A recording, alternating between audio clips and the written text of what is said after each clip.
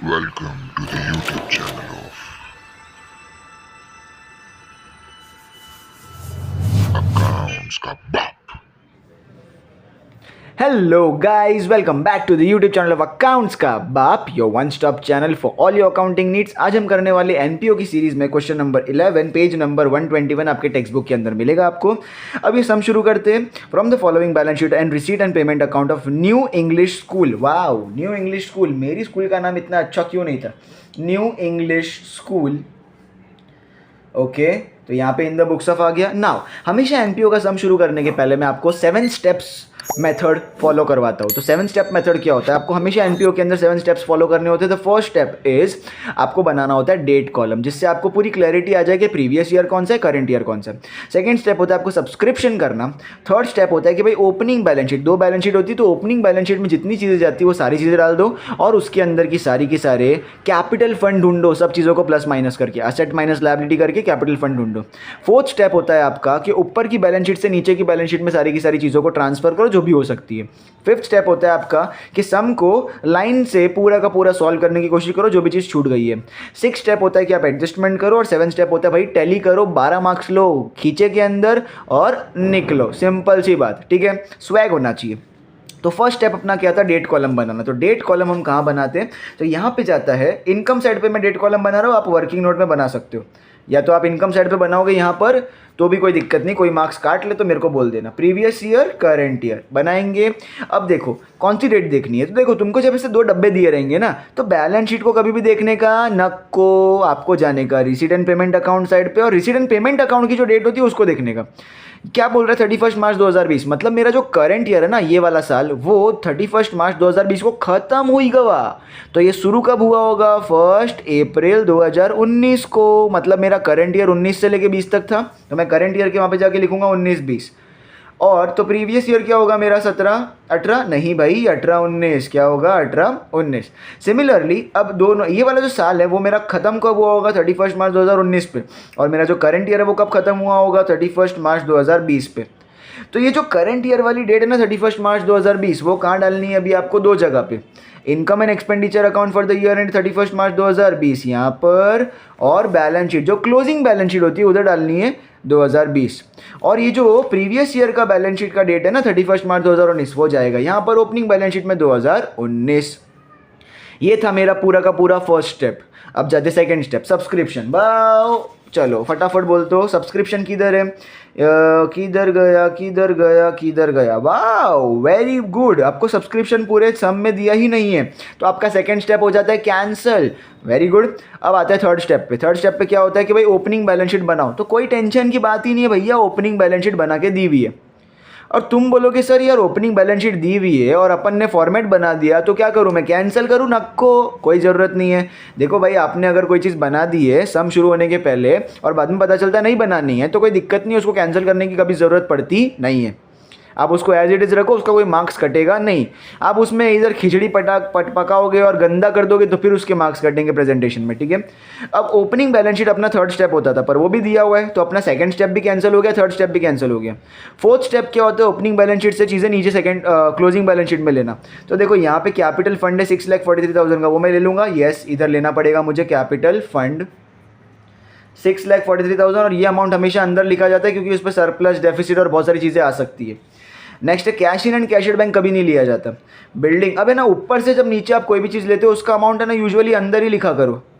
Yes, कुछ हो ना हो उसका फिर भी अमाउंट अंदर ही लिखा करो। लास्ट में अगर कुछ नहीं होगा तो बाहर डाल देंगे, कोई दिक्कत नहीं है। बिल्डिंग लिख दिया, अब लिखो फर्नीचर, तो जगह छोड़ के थोड़ा मैं लिख देता हूँ फर्नीचर। फर्नीचर का अमाउंट कितना है? 72,000 का, 72,000।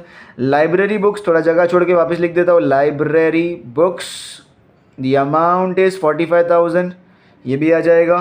फिर एक कंप्यूटर लेबोरेटरी 60,000 का, तो कंप्यूटर लेबोरेटरी भी आ गया यहाँ पे, लेबोरेटरी, एंड ये अमाउंट है 60,000। तो सब अमाउंट मैंने अंदर ही लिखे, कुछ नहीं हुआ तो बाहर डाल देंगे, कुछ हुआ तो उस पर प्लस माइनस कर लेंगे। दैट्स इट, इतना अपना ओपनिंग फोर्थ स्टेप खत्म। फिफ्थ स्टेप होता है यहाँ से शुरू करो रिसीट एंड पेमेंट अकाउंट से।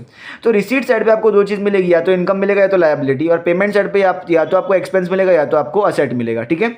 शुरू करते।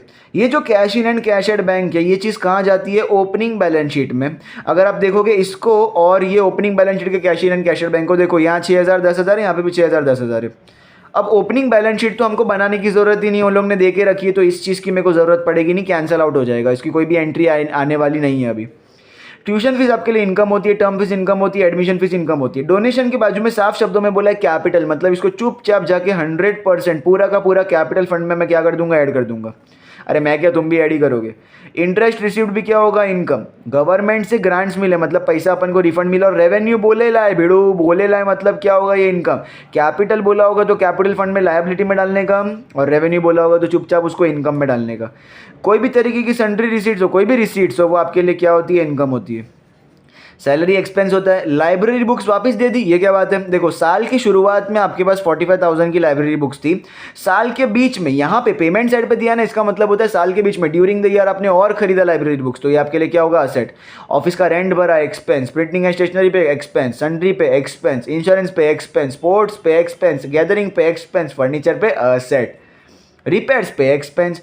ये बैलेंस कैरिड डाउन का cash in and cash at bank का मतलब होता है कि साल के अंत में इतना पैसा बच गया तो इसको कहाँ डालने का? क्लोजिंग बैलेंस शीट में असेट साइड पे चुपचाप गुजर देने का यहाँ पे, ठीक है। अब जाते हैं आउटस्टैंडिंग सैलरी। देखो आउटस्टैंडिंग ये नहीं बोला है कि वो प्रीवियस ईयर है, करंट ईयर है कि नेक्स्ट ईयर है, जब कुछ नहीं। ए मच्छर तू जाना, सॉरी। तो यहाँ पे क्या बोल रहा है? Outstanding salary. अगर कोई ईयर नहीं बोला हो तो क्या लेने का? चुपचाप करंट ईयर, ठीक है। और सैलरी को ऐसा टिकी टिकी कर देने का। आगे जाते आउटस्टैंडिंग ट्यूशन फीस, फिर से कोई ईयर नहीं बोले लाए तो फिर से क्या लेने का? करंट ईयर, और ट्यूशन फीस को जाके ऐसे टिकी टिकी कर देने का। अच्छा, depreciate library books and furniture, तो लाइब्रेरी बुक्स एंड फर्नीचर को जाके ऐसा टिकी टिकी कर देने का, तो यहाँ पे फर्नीचर ये रहा। अब टिकी टिकी का मतलब क्या रहता है कि इसको अमाउंट अंदर लिखेंगे, फिर उसमें प्लस माइनस करेंगे, फिर उसमें बाहर डालेंगे। समझा क्या? Very good. तो शुरू करते हैं यहाँ से ट्यूशन फीस से। ट्यूशन फीस तुम्हारा क्या है? इनकम। तो इनकम साइड पे जाने का, बाय ट्यूशन फीस लिखवानू, और अमाउंट कितना लिखवानू? अमाउंट लिखवानू 90,000 पर अंदर के कॉलम में प्रेम से, ठीक है। अब उस पर जगह छोड़वानू, पची लिखवानू बाय टर्म फीस। अब टर्म फीस केटलू छे 3,000 रुपया, वेरी गुड। अभी लिखने का एडमिशन फीस 12,000, तो इधर लिखने का बाय एडमिशन फीस। अमाउंट है 12,000 बाहर, सीधा लिखने का बाहर। अब डोनेशन है 61,000, कैपिटल बोला है तो कैपिटल फंड में जाने का, लिखने का बाय डोनेशंस, और नीचे ऐसा मेंशन करने का भैया 100% कैपिटलाइज 61,000 का कैपिटलाइज हो गया। नेक्स्ट आगे जाते हैं।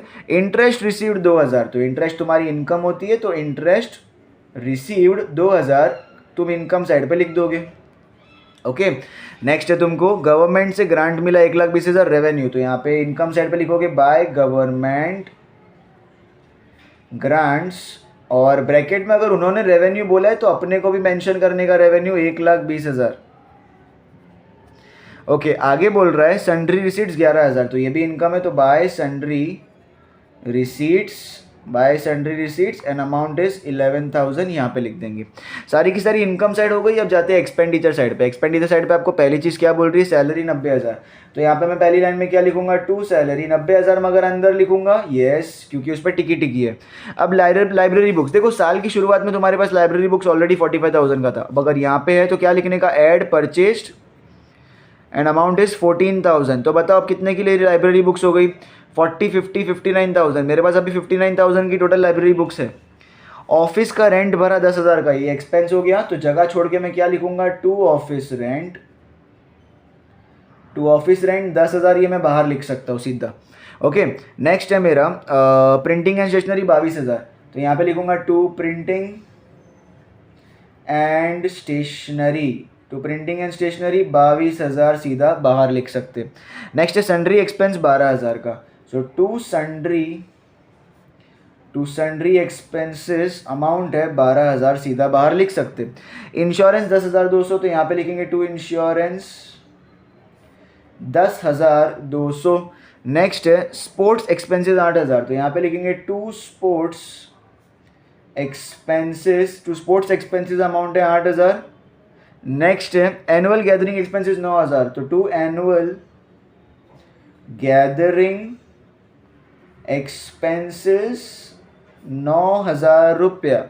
नेक्स्ट है फर्नीचर 50,000 का। मेरे पास साल की शुरुआत में ऑलरेडी फर्नीचर 72,000 का है और ख़रीदा मैंने, तो इधर लिखूंगा परचेस्ड, अमाउंट है 50,000। तो अब मेरे पास फर्नीचर हो गया कितना, 70 + 5 होता है 1,12,000, 1,14,000। तो यहाँ पे आ जाएगा 1,14,000 का फर्नीचर। 70 + 50 नहीं सॉरी, ये 1,24,000 होएगा। 70 + 50 इज़ 120, 120 + 2 इज़ 122, नॉट 24, 122 हो जाएगा। सॉरी, गलती से मैंने गलत अमाउंट लिख दिया, यहाँ 122,000, 1,22,000 होएगा। ओके ओके, आगे जाते हैं। आगे जाते हैं, फर्नीचर हो गया।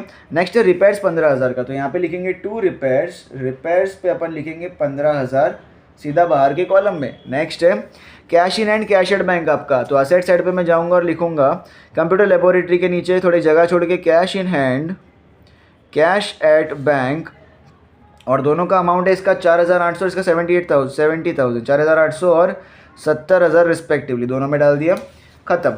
अब जाते हैं नीचे, आउटस्टैंडिंग सैलरी 9,000 और क्या है करंट ईयर। तो आउटस्टैंडिंग फॉर करंट ईयर हमेशा क्या होता है, ऐड। तो मैं सैलरी में जाऊंगा और लिखूंगा ऐड, और पूरा लिखूंगा, कंजूसी नहीं करने का, add outstanding for current year. Amount है 9,000, तो 90 में 9 ऐड कर दिया, मेरा कितना हो गया 99,000, 99,000। सेकेंड इफेक्ट सोचने का, आउटस्टैंडिंग एक्सपेंडिचर। आउटस्टैंडिंग एक्सपेंस मतलब पैसा पे करना बाकी है, पे करना बाकी मतलब लायबिलिटी। लायबिलिटी साइड पर जाऊंगा मैं, करंट ईयर है ना, तो नीचे वाली लायबिलिटी में जाऊंगा और थोड़ी जगह छोड़ के लिखूंगा आउटस्टैंडिंग सैलरी, और कितना आउटस्टैंडिंग है 9,000 आउटस्टैंडिंग है, तो यहाँ पे आ जाएगा 9,000।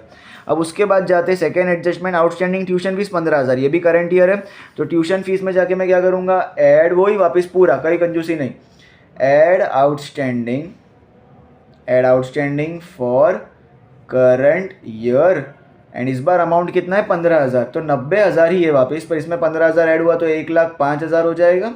अब यहाँ पे चेक करो, आउटस्टैंडिंग इनकम है इस बार। आउटस्टैंडिंग इनकम का मतलब क्या होता है, पैसा मिलना बाकी है, मिलना बाकी है, तो असेट, करंट ईयर है तो मैं असेट साइड पे जाऊंगा और लिखूंगा outstanding tuition fees, and amount है 15,000 रुपया। That's it. अब जाते हैं आगे, लास्ट आपको बोले depreciate library books by 9,000। Library books में जाएंगे और इसमें क्या लिखेंगे, less depreciation, and the amount is 9,000। तो भैया 59,000 का मेरा लाइब्रेरी बुक्स टोटल था, उसमें से 9,000 गया तो 50,000 का लाइब्रेरी बुक्स बच गया।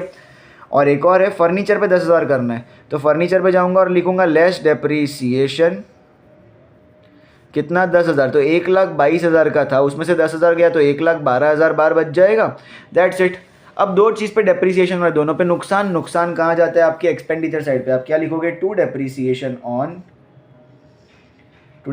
ऑन, ये बनेगा मेरा हेड, कोलन डाल दूंगा और लिखूंगा पहले फर्नीचर पे कितना है अमाउंट 10,000, और सिमिलरली मेरे लाइब्रेरी बुक्स पे है मेरा 9,000, तो लाइब्रेरी बुक्स और इस पे अमाउंट है 9,000, टोटल 19,000 का मेरा डेप्रीसिएशन हो गया। अब इसके बाद तो मेरा सम हो गया समाप्त। तो मैं क्या करूँगा, यहाँ पे जो चीज़ मैंने गलती से अंदर लिख दी थी, गलती से मतलब कुछ भी है, 4,50,000 मैंने अंदर लिखा था, अब इस पर कुछ भी नहीं है, तो मैं इसका अमाउंट सीधा एरो करके बाहर डाल सकता हूँ, इसको कट करके बाहर लिखने की ज़रूरत नहीं है। सिमिलरली ये जो कंप्यूटर लेबोरेटरी का 60,000 है, इसको मैं डायरेक्टली बाहर लिख सकता हूँ ऐसा एरो करके, सिंपल। तो इसका क्या, कोई मार्क्स आपका कटेगा नहीं, याद रखना इसको, ठीक है। अब सिंपल, कोई काम नहीं बचा, लास्ट में क्या करेंगे, फिर हम टैली करेंगे। तो शुरू करते हैं टैली अमाउंट। तो यहाँ पे अपना 1,05,000, 5 + 3 8, 8 + 12 20, 20 + 2 22, 22 + 20 होता है 42, 42 + 1 43, 43 + 10, 43 + 10 होता है 53, 53 2,53,000। तो यहाँ पे आ गया 2,53,000 का टोटल। ओके, अब इधर जाते हैं, 99 + 10 होता है 1,09,000, 1,09,000 + 20 होता है 1,19,000, 129, 129 + 2 होता है 131, 131 + 2 होता है 133, 133 + 10 होता है 143, 143 + 10 होता है 153, 153 + 8 होता है 161, 161 + 9 होता है 170, 170 + 15 होता है 185, 185 + 10 होता है 195, 195 + 9 होता है 195 + 9 होता है 2,04,000, 2,04,200, और यहाँ पे आया 2,04,200 रुपया। माइनस करेंगे इन दोनों को, तो 0 0 10 में से 2 गया 8, 12 में से 4 गया तो 8, इधर 4 और ये 0, 48,000। तो अगर आप देखोगे तो मेरा जो हैवी अमाउंट है 2,53,000 वो क्रेडिट साइड का है, तो मैं क्या करूँगा, बोथ साइड्स लिखूंगा। तो 2,53,000 will be written on both sides, 2,53,000। तो 2,53,000 बोथ साइड। अब एक बात बताओ, क्रेडिट साइड हमेशा हैवी होता है तो क्या होता है वो प्रॉफिट। प्रॉफिट तो नहीं लिखते हम, यहाँ पे क्या लिखते हैं, सरप्लस। तो यहाँ पे लिखेंगे हम 2 सरप्लस, इनकम ज़्यादा है और एक्सपेंडिचर कम है, तो मैं यहाँ लिखूंगा excess of income over expenditure, excess of income over expenditure लिखा जाएगा यहाँ पर। एंड मेरा अमाउंट कितना आया था माइनस करने के बाद 48,800, तो यहाँ पे लिखा जाएगा 48,800 रुपीज़। इसको मैं क्या करूँगा, सर्कल ट्रांसफर करूँगा। सरप्लस हुआ है तो मैं क्या करूँगा, कैपिटल फंड में ऐड, तो कैपिटल फंड में इधर ऐड हो जाएगा, ऐड सरप्लस 48,800। तो जरा इसको प्लस करते हैं तो 6 लाख, 40 प्लस 60 होता है 1 लाख, मतलब 7,04,000। 48 प्लस 4 हो गया 52, तो यहाँ पे हो जाएगा 7,52,800। अब 52 के अंदर 9 अगर ऐड किया तो हो जाएगा 7,61,800। ये यहाँ का हो जाएगा टोटल, खत्म, एकदम इजी। अब ज़रा यहाँ के टोटल करते हैं तो 4 लाख प्लस इधर 1 लाख है, तो 1 लाख प्लस 4 लाख हो गया 5 लाख, 550 प्लस 12 हो गया 62, तो 5,62,000, तो 5,62,000। ओके, इधर तक ख़त्म करते। 50 प्लस 60 होता है अपना 1,10,000 साइड में रखते। ओके, 70 प्लस 15 होता है 85, 85 प्लस 4 होता है 89,800, तो 89,800 को यहाँ पे रखते हैं। 008, अभी तक तो ठीक है, अभी तक ठीक है। 9 प्लस 2 होता है 11, 6 7 8, 8 प्लस 8 होता है 16, 5 6 7, तो 761,800 यहाँ पे भी और यहाँ पे भी 761,800, मतलब अपना ये सम हो गया एक ही बार में 761,800 से टैली। तो यहाँ पे क्या लिखा जाएगा फाइनली आपका, कैपिटल लेटर्स में total in rupees, total in rupees. तो फटाफट आप इसका क्या कर सकते हो, स्क्रीनशॉट ले सकते हो, आपको लेना है तो यस, अभी आपको दिख रहा होगा, ये स्क्रीनशॉट ले लीजिए। इसी के साथ फिर हम इस सम को समाप्त करते हैं। अगर आपको अच्छा लगा ये पूरा सम समझ में आया तो लाइक, शेयर और सब्सक्राइब का बटन ठोकना मत भूलना। मिलते हैं अगली वीडियो में, तब तक के लिए बाय बाय।